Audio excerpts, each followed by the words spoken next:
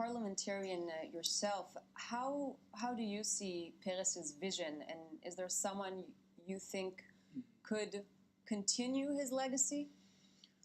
Well, first let me say that it is indeed a great loss. He was a man, of course, a visionary.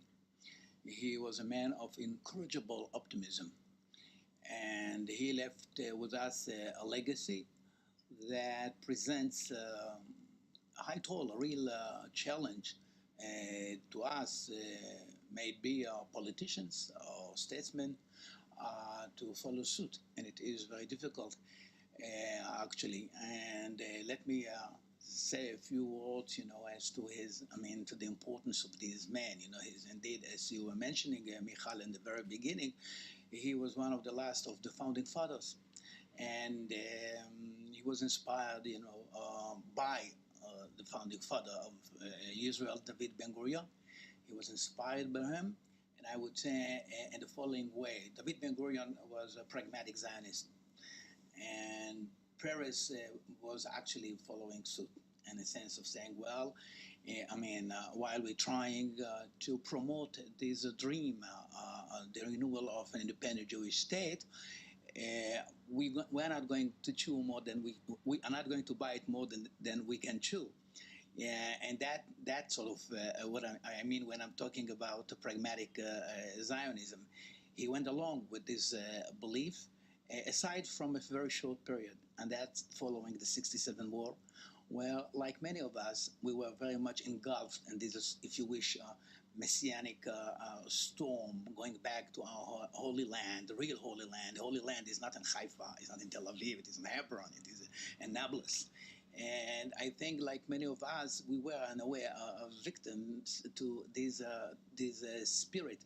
But then again, he became disillusioned from that, and that's to his credit.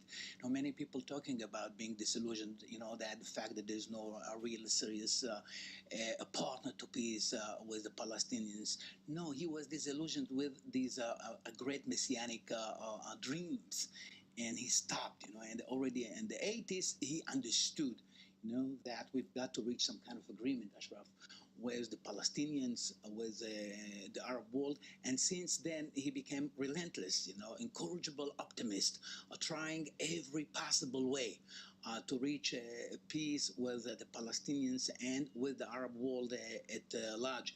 What you're mentioning, Ashraf, and rightly so, but the explanation was different.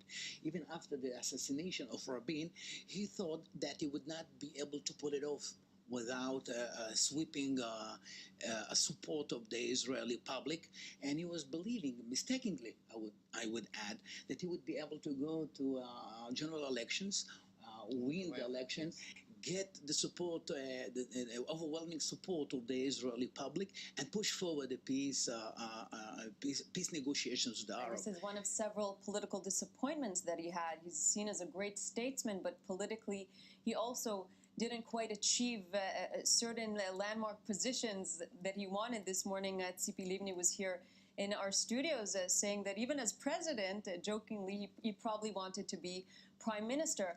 But Ashraf, I want to ask you... A statesman, true statesman, exactly. But with some political moments of difficulty. Exactly. We will talk about it with your permission later on, about this. Of course, the distinctions are blurred between what it means to be a politician and what it means to be a statesman.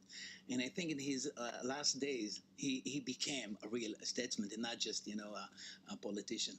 Indeed. Ashraf, how do you see it?